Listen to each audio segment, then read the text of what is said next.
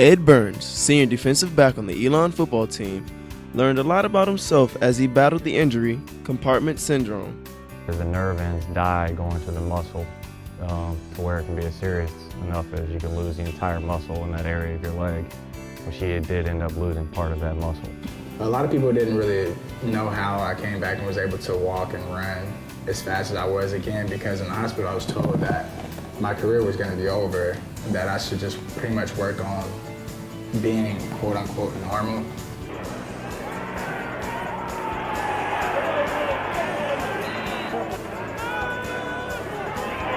In denial of his injury, this recovery process would be a bumpy road. Honestly, I'm hard-headed, so a lot of things I like to do, I like to try by myself. So it was one night I was in the house and I couldn't sleep. I was laying up in the lazy boy, watching TV. This was probably about 3:30 a.m. My parents sleep, my sisters sleep. And something just pops in my head like, hey, let's try to walk.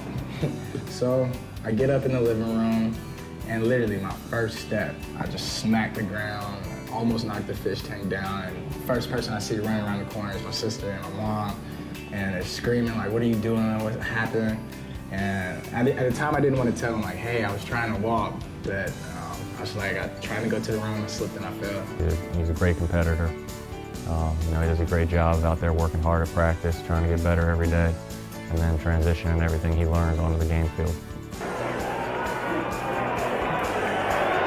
Through off-season workouts, Ed would be ready to play against the University of North Carolina Tar Heels. My first game back, going against Carolina, it was one game that I always had marked on my sheet since I signed to Elon. And it was no way I was going to miss that game. The competition, I just really felt like I had something to prove, and I really wanted to showcase my talent against some of the best in the country. And I felt like Carolina was a great place to do that.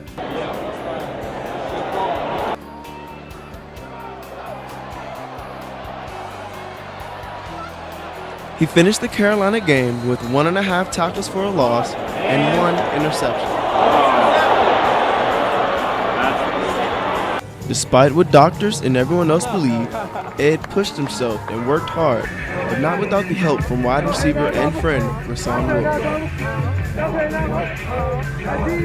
After my surgery occurred, I noticed he was like one of the main guys to just hit me up and see how I'm doing, talk me through it, let me know that like these things happen and if you keep faith, you can keep pushing through. And so he was just one of those guys that was there for me, that was able to help me out along the way. It's great to see him on the field, and I'm glad to be able to play with him and glad that we're able to go out as a senior together. I consider him one of my brothers for the rest of my life.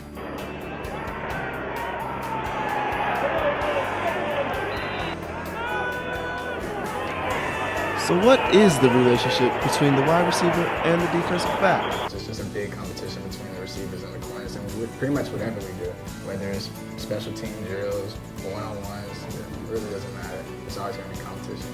So if my receiver beats his corner, I'm going to, let him know, like, Ed, come on, like, your corner's getting whooped over there. We receiver taking over today. And then whenever we're going against each other, we're always, I know I'm going to get 100% out of him, and I know he's going to get 100% out of me. So on the field, it's always competition, but off the field, it's love. But yeah, on the field, try to take their heads off. Living him is great. I don't mind. He's fine. I'm fine with him. He's a clean person. He's quiet sometimes.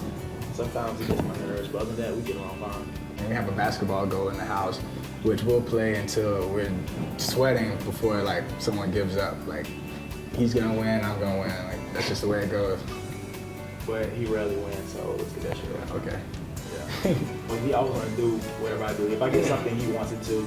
So whenever I get something, I try to make sure that I get 2 of them, because I know if I don't bring one home for him, then he's probably gonna try to take mine, try to use mine. So yeah, I'll have to bring him something home. So he's like a little brother in the relationship. So obviously I'm gonna say I'm the bigger brother in the relationship. But nah, definitely. I look up to him as a big brother.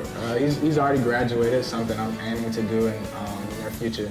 So I look in and I kind of take what he has to say and I learn from it. But I mean, I think it works vice versa. Like we learn from each other. So kind of different things I go through, different experiences that I can learn from, and different things he go through that I can learn from as well.